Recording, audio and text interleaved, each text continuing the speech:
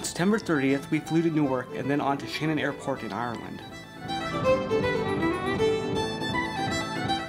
We arrived in Ireland on October 1st at around 9 a.m. and picked up our rental cars.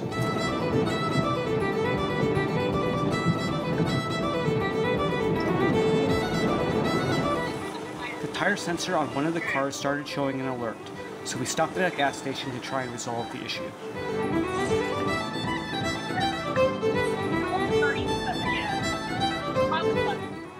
On the way to the cliffs of Moher, we stopped at St. Bridget's Well.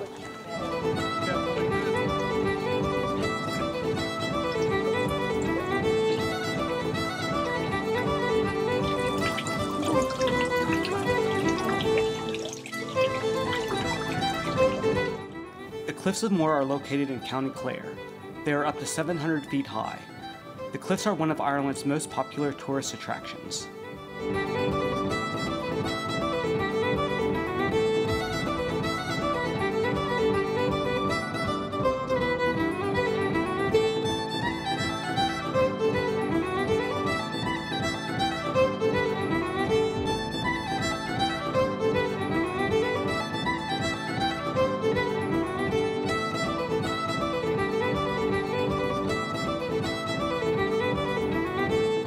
We next drove to the Burren and visited the Polnabron dolmen.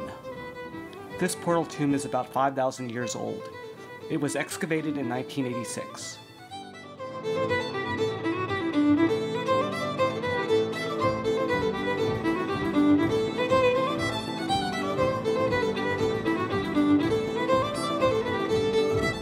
We stayed the night in Doune, which is known for its traditional Irish music scene. For dinner, we went to one of the village's well-known pubs, Des O'Connor's.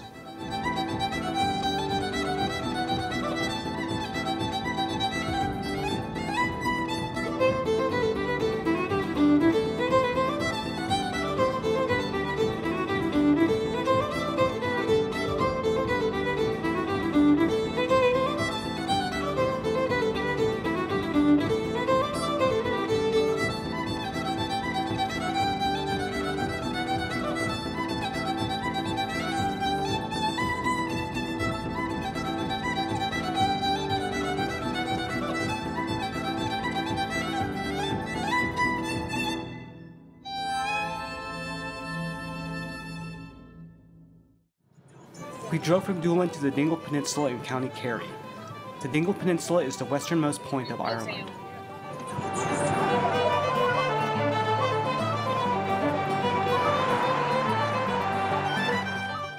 Along the way, we made a quick stop in Adare, which is considered one of Ireland's prettiest towns.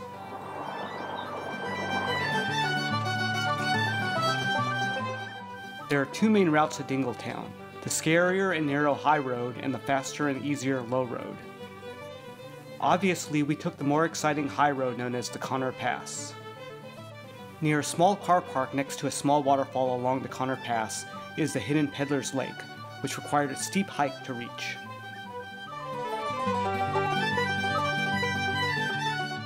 Unfortunately, due to the rain and mist, it was difficult to see across the lake.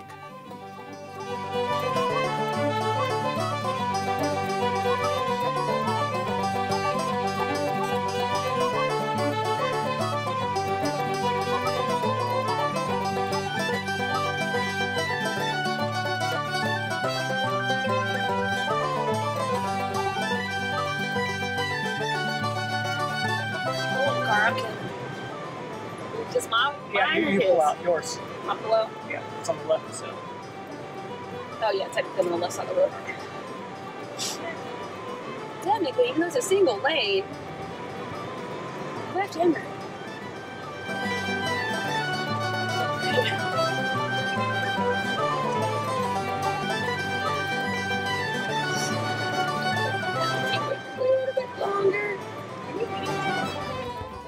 Dingletown was a busy seaport in the Middle Ages. Now it is known for its traditional Irish music and food scene. Dingle is one of the main Irish-speaking areas of Ireland. Since it is a Gaeltacht region, the Irish government requires all street signs to be displayed in Irish Gaelic. We stayed 2 nights in a house near the westernmost tip of the Dingle Peninsula near the town of Doune. Oh, go ahead. Yeah, you're fine. We'll immortalize you forever in our home. Just cheer for the boss. There you go.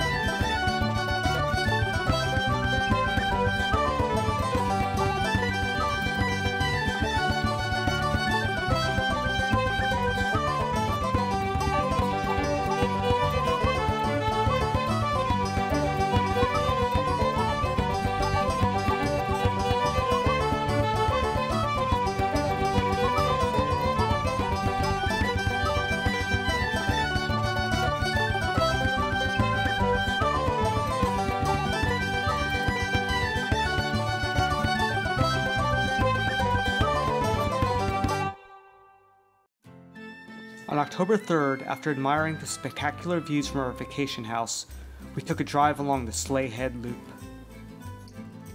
It is recommended that you drive the loop clockwise to avoid encountering large tour buses going the opposite direction.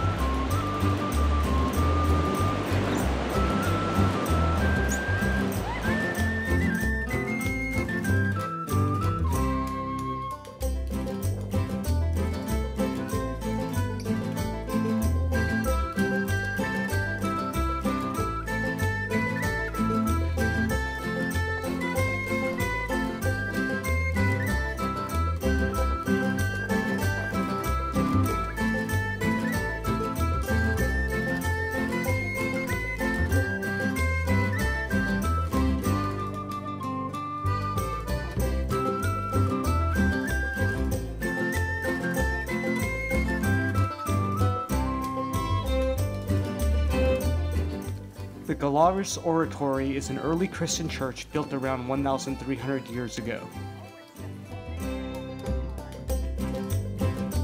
It is shaped like an overturned boat and is still pretty much waterproof. It's kind of creepy when you first look. The Kilmalcadar Church was built in the 12th century and was the center for worship in this part of the Dingle Peninsula.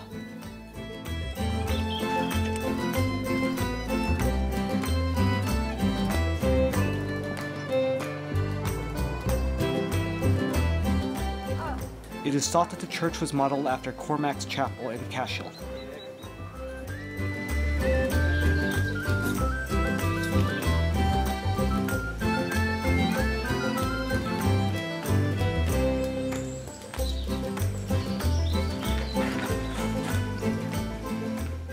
At 2 p.m. we visited Dingle Distillery.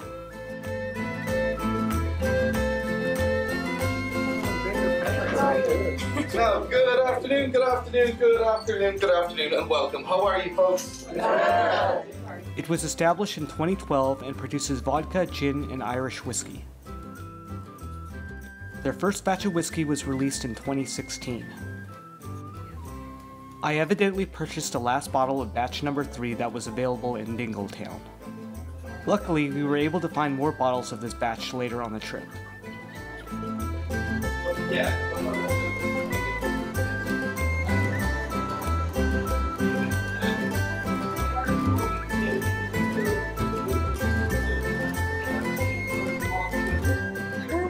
We're walking, and we're almost established. We're going to go to the oldish 1920s bar called Kennedy's. Follow me.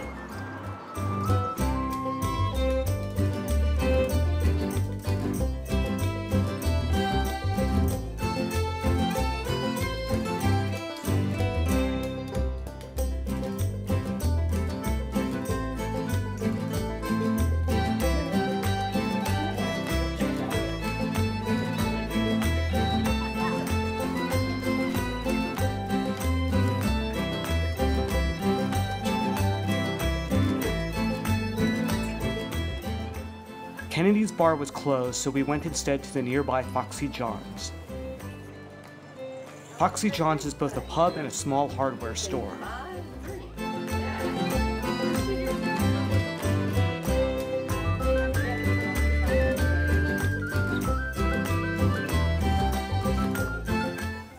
For dinner, we ate at John Benny's pub and were able to listen to some traditional Irish music.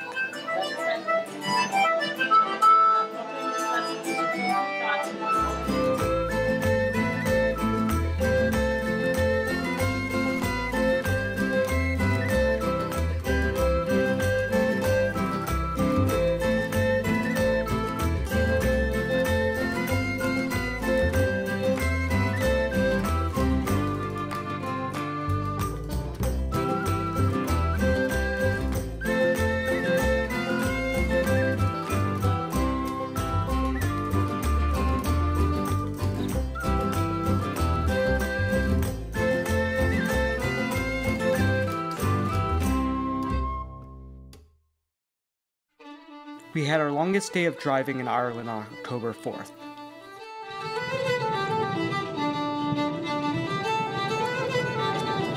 From Dingle, we drove west to Blarney Castle. According to legend, when Queen Elizabeth I requested that the Lord of Blarney Castle recognize the English crown, he tried to avoid doing so without directly disagreeing with her. His constant stream of excuses and flattery became known as Blarney.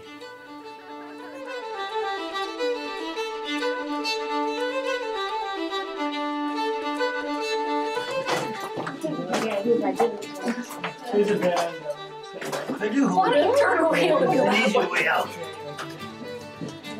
Oh, when's what happened to that? Who else came? Just Gary.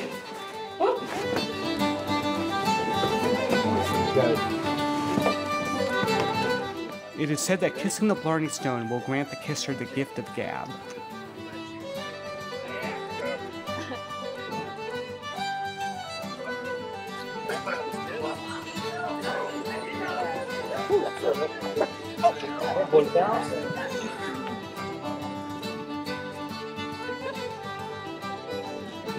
I can't reach it. This is fine. That's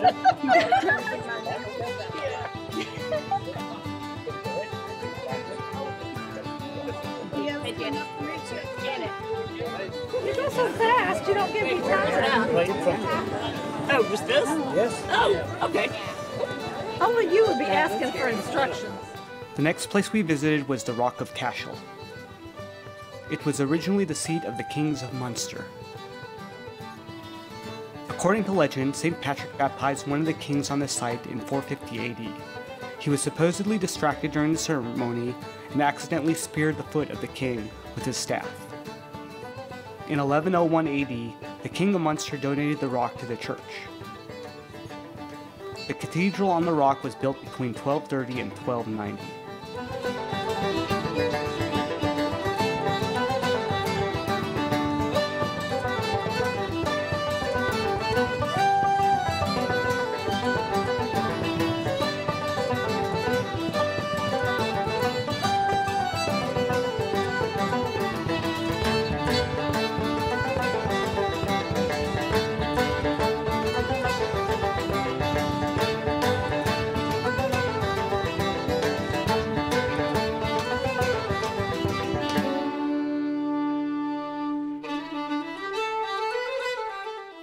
Cormac's Chapel was built between 1127 and 1134 and is noticeable for its well-preserved frescoes.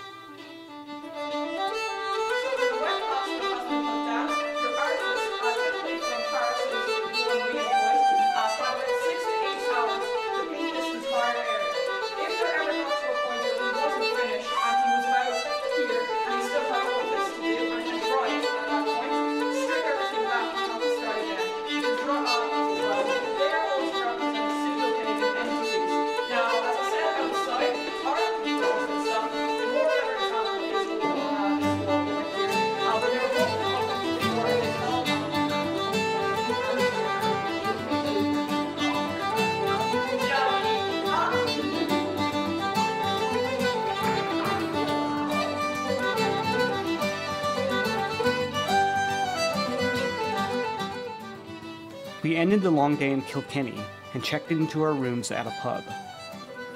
Kilkenny is considered one of Ireland's loveliest inland cities and won the 2014 Tidy Town Award. The city is well known for its colorful shops with medieval facades. In the 1640s, it was actually capital of Ireland for a short period of time.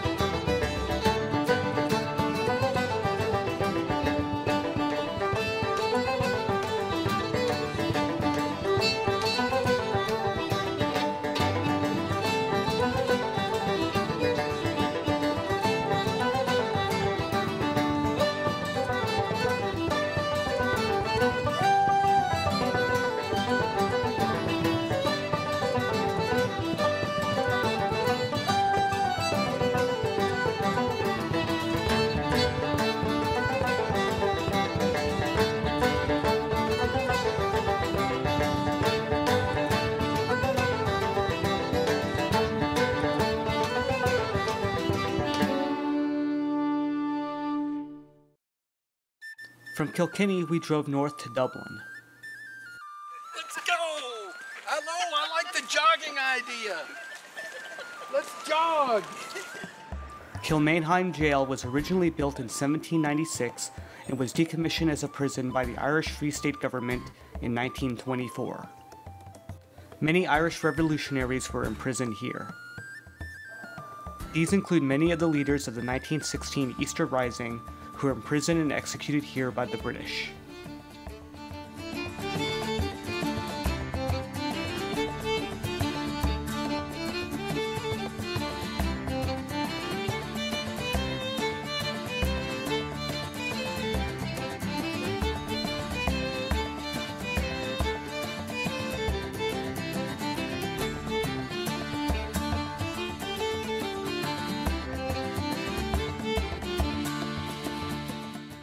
After visiting the jail, we headed to the Guinness Storehouse.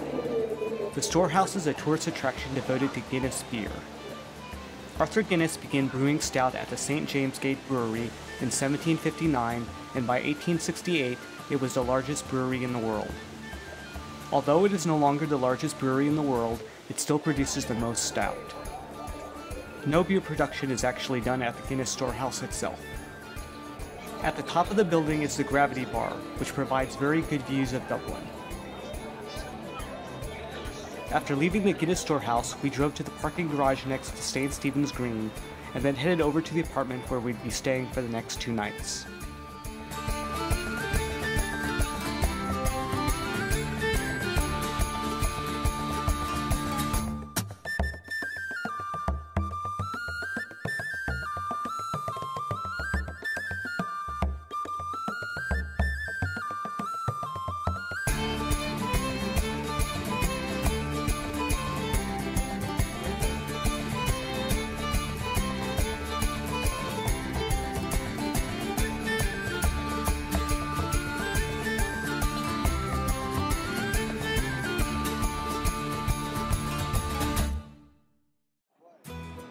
We had morning tickets to see the Book of Kells.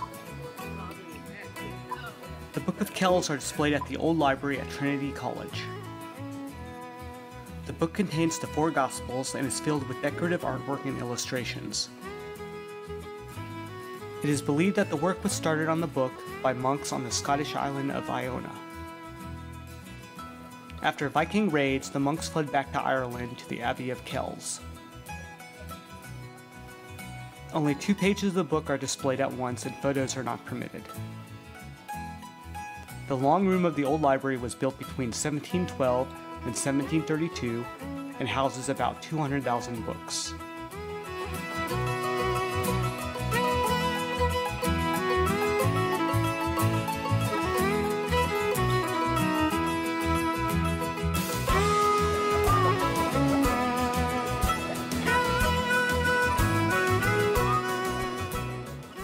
St. Patrick's Cathedral is the largest church in Ireland and was originally built in 1191, supposedly on the site where St. Patrick baptized local pagan converts. After the Reformation, it passed to the Anglican Church. Oliver Cromwell's Puritan soldiers used the cathedral as a stable during his conquest of Ireland. He considered Anglicans little more than Catholics without a pope. A major reconstruction of the cathedral occurred in the 1860s and was largely funded by the Guinness family. It is a national cathedral for the Church of Ireland.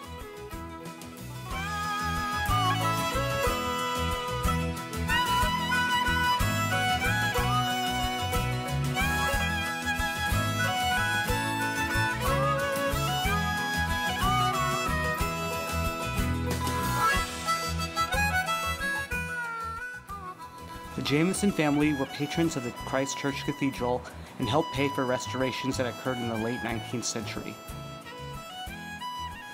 Temple Bar is Dublin's cultural district and is known for its nightlife. It was originally the city's waterfront. A bar was a loading dock, and the Temples were one of the major merchant families in the 1600s.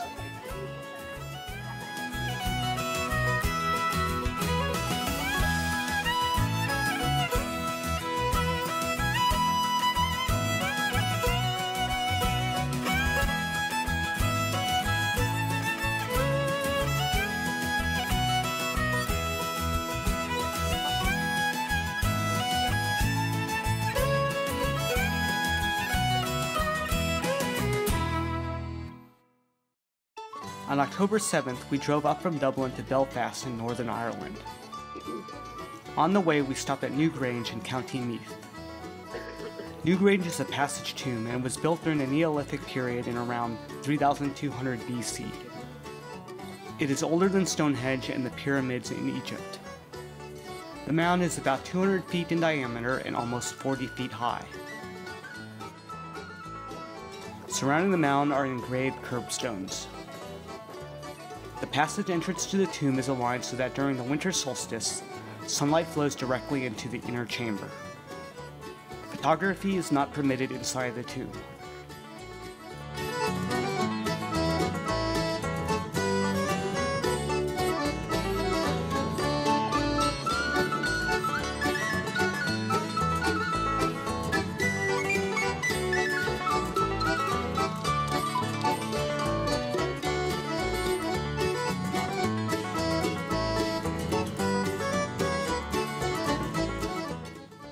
From Newgrange, we crossed the border from Ireland to Northern Ireland, which is part of the UK.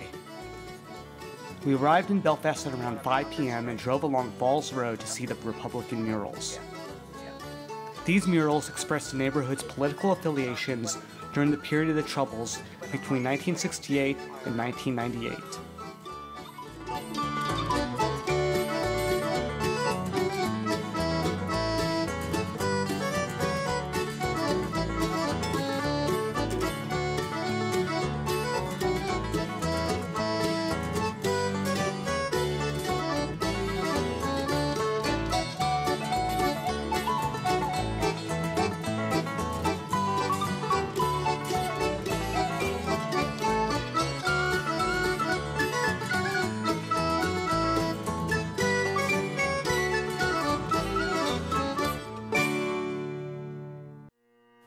On October 8th, we flew from Belfast's George Best City Airport to the Inverness Airport in the Highlands of Scotland.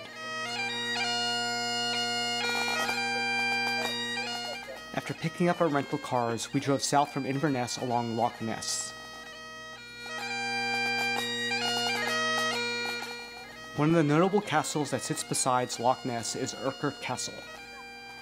It is one of the main sites for reported sightings of the Loch Ness Monster. The ruins of the current castle were originally built in the 13th century. Over the years, the castle was sacked and rebuilt many times. It was partially destroyed in 1692 by its owners, who supported the crown in order to prevent Jacobites from taking it.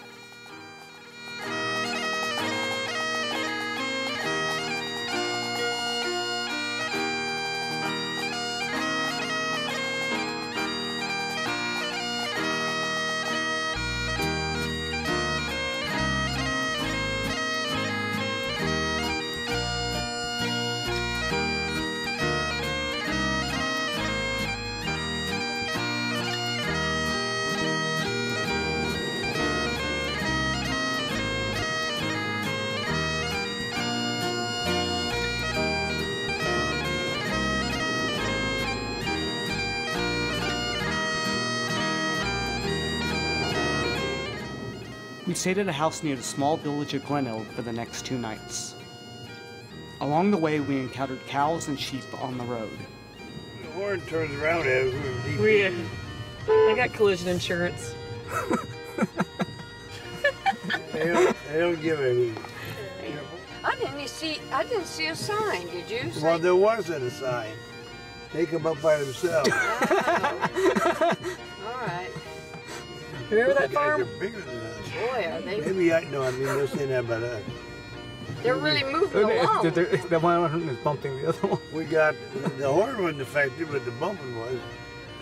Look at that one pissed off looking. Yeah. Wow. Oh, we got a sheep loose too up They here. got horns, so let's get by him. Yeah, Let's not waste time. that bull's like, we ain't doing this Sure shit. does. Yeah.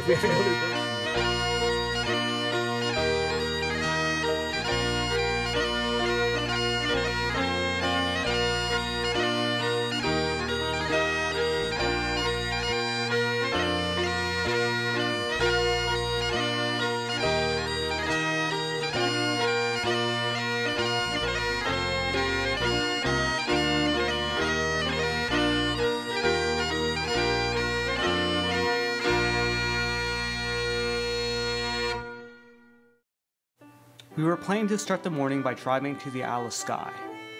Unfortunately, the only road out of town was closed due to a landslide, and it turned out the small local ferry had decided to close for the season that morning.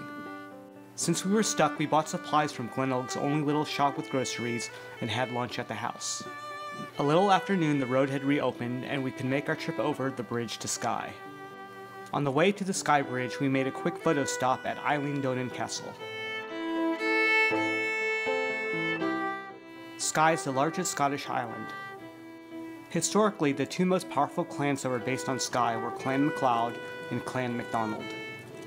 After the Jacobite defeat in 1745, Bonnie Prince Charlie dressed as an Irish maid and fled to Skye on a small boat with Flora MacDonald. Skye has many famous natural landmarks. Unfortunately, due to our late start, we did not have time to drive the loop around the Charternish Peninsula to see them. We only made it to the largest city on Skye, Portree, before we turned around and headed back to Glenelg.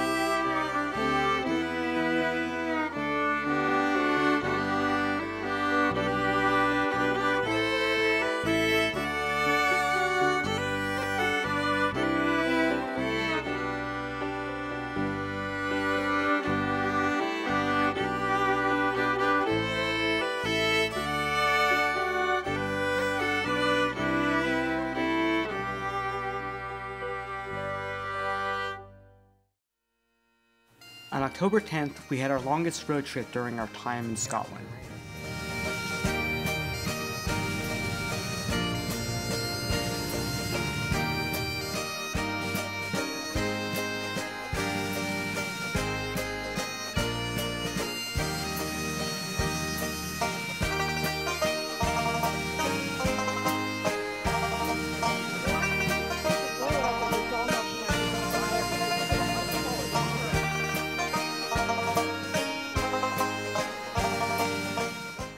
After a failed Jacobite uprising in 1689, Glencoe was the site of a famous massacre in 1692.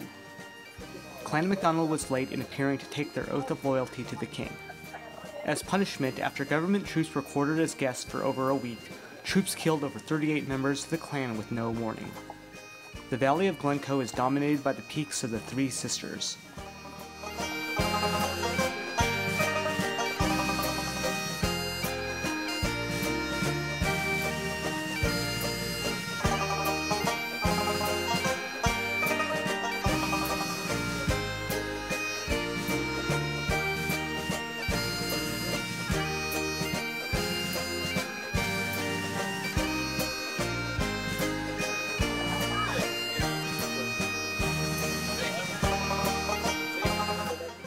Doune Castle, near Stirling in central Scotland, was originally built in the 13th century and saw military action during the Scottish Wars of Independence and the Jacobite uprisings. It is currently most famous for appearing in the movie Monty Python and the Holy Grail. It was also a stand-in for Castle Leoch in the TV series Outlander.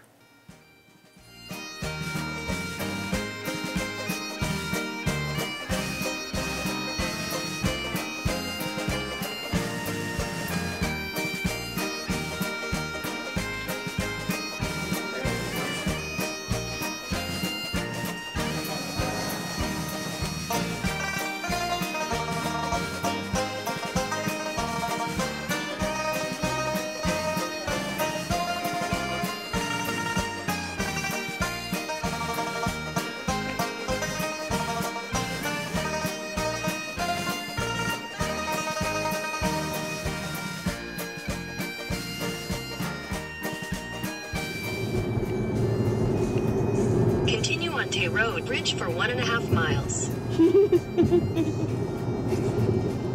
I didn't guess it was that long. I didn't either.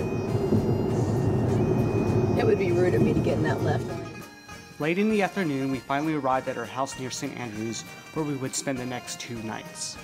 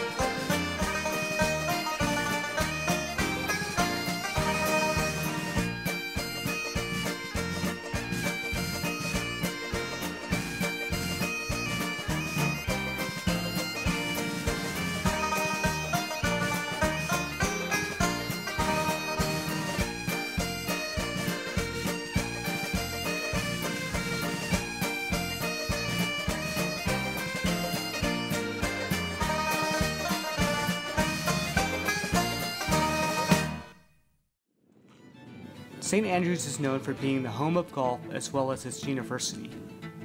Golf was first played in St. Andrews in the 15th century. The Old Course at St. Andrews is considered the oldest golf course in the world. The Royal and Ancient Golf Club of St. Andrews was founded in 1754. Near the clubhouse for the Royal and Ancient Golf Club is the British Golf Museum. There are many exhibits documenting the history of golf.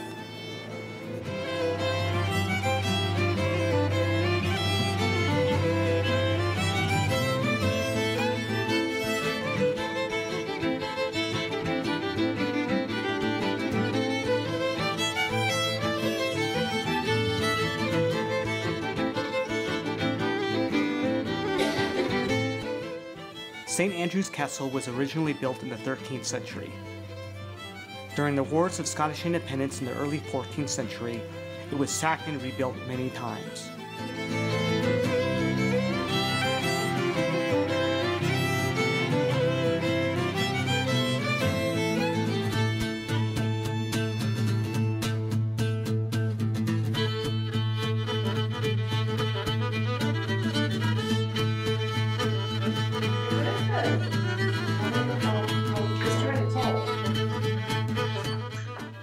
During a siege in the 1500s between forces loyal to the Scottish region and Protestants holding the castle, mines and countermines were built by the attackers and defenders.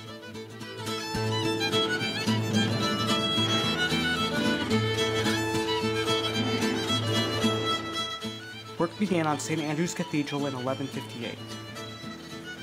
During the Reformation in 1559, a mob ransacked the cathedral and most of it was destroyed.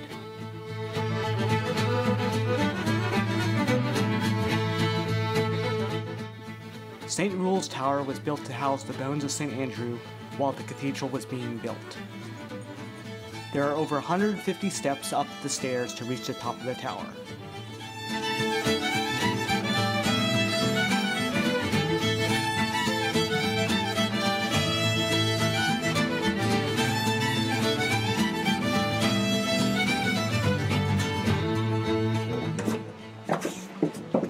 get an oxen to pull us up in a little box.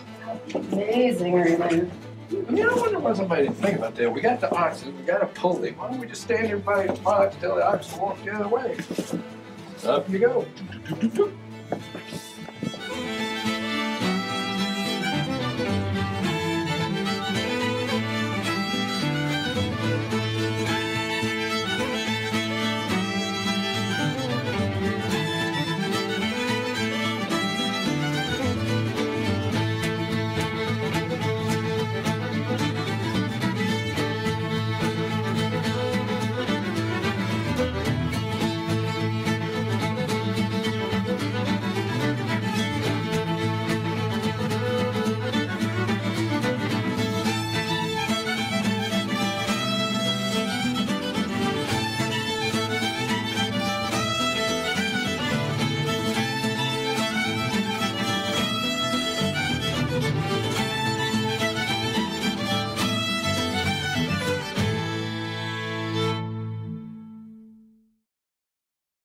On October 12th, we drove to Edinburgh and returned our rental cars, and then took 2 Ubers into the city.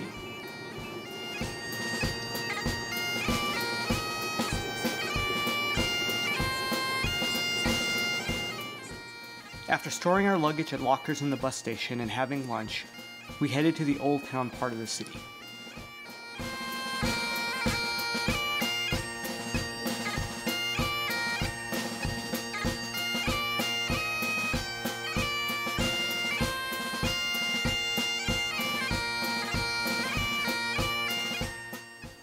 Edinburgh Castle resides on the top of an extinct volcano. Although the site was occupied since the late Bronze Age, the buildings on the present castle date from the 12th to 21st centuries. The statues of Robert the Bruce and William Wallace were added to the gatehouse entrance in 1929. There are fine views of Edinburgh from the castle.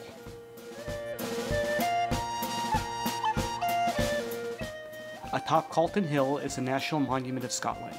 It is also nicknamed Edinburgh's Disgrace.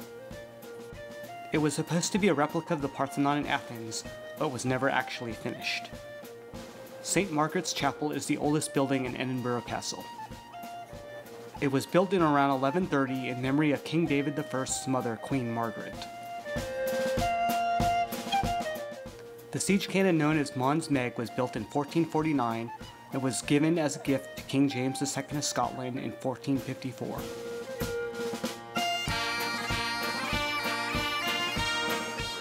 The Royal Palace was built in the mid-15th century and currently contains the Honours of Scotland, also known as the Scottish Crown Jewels.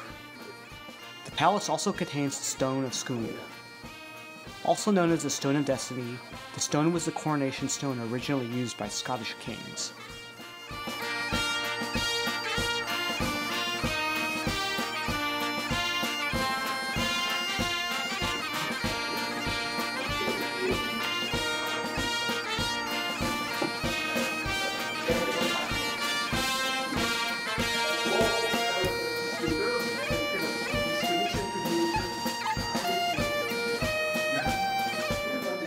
From Edinburgh Castle, we went back to the bus station to pick up our luggage, and then headed over to the apartment in Newtown, where we'd be staying for our final 2 nights in Scotland.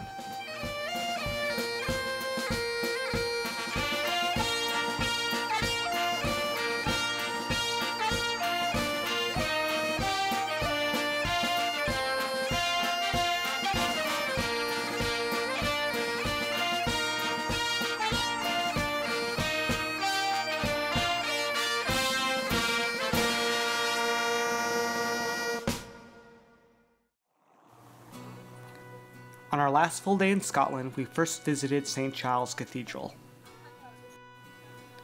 It is Scotland's most important church. The present church was built in the 14th century.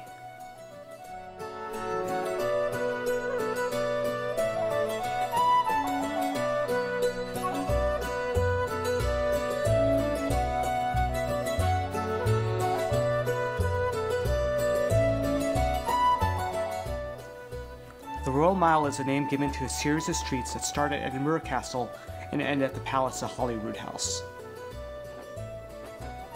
There are 4 main sections to the Royal Mile: Castle Hill, Lawn Market, High Street, and Canongate. There are many stores, restaurants, and other attractions that reside along the Royal Mile.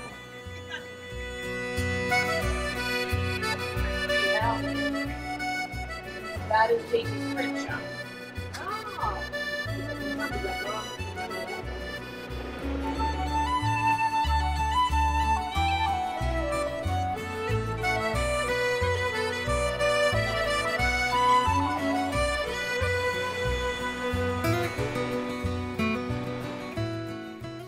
At the base of the Royal Mile is the Palace of Holyrood House. This is the British royal family's official residence in Scotland. The palace was originally a guest house attached to Holyrood Abbey and was built in 1501. In 1566, the private secretary of Mary, Queen of Scots, was murdered in a room next to her bedchamber. Much of the palace was reconstructed in the 1600s. In 1754, Bonnie Prince Charlie held court at Holyrood during the Jacobite Rising.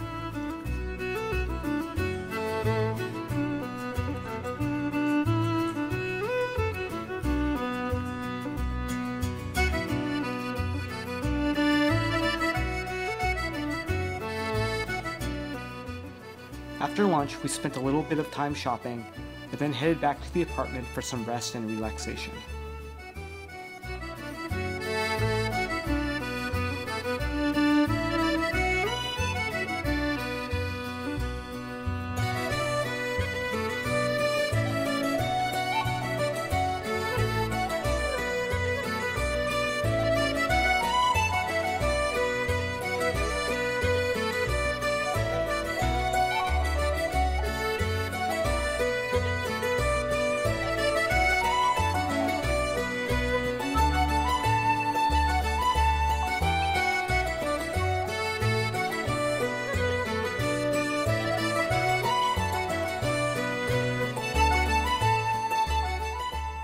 The next morning, we flew back to the United States.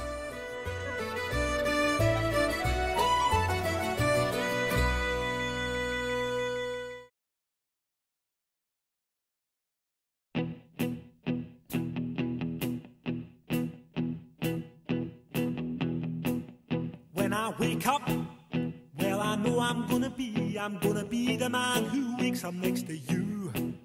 When I go out, yeah, I know I'm gonna be the man who goes along with you. If I get drunk, well, I know I'm gonna be the man who gets drunk next to you. And if I haver, yeah, I know I'm gonna be the man who's havering to you. But I would walk 500 miles and I would walk 500 more to be the man who walked 1,000 miles to fall down at your door. When I'm working, yes, I know I'm gonna be the man who's working hard for you. And when the money comes in for the work I do, I'll pass almost every penny on to you. When I come home, oh, I know I'm gonna be the man who comes back home to you. And if I drove, well, I know I'm gonna be the man who's going over you. But I would walk 500 miles and I would walk 500 more just to be the man who walks 1,000 miles to fall down at your door.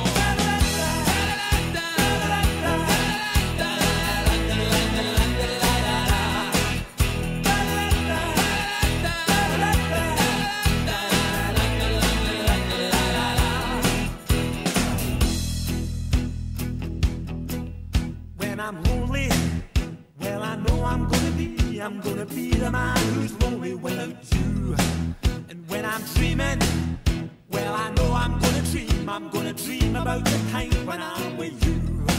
When I go out, well, I know I'm gonna be the man who goes along with you. And when I come home, yes, I know I'm gonna be the man who comes back home with you.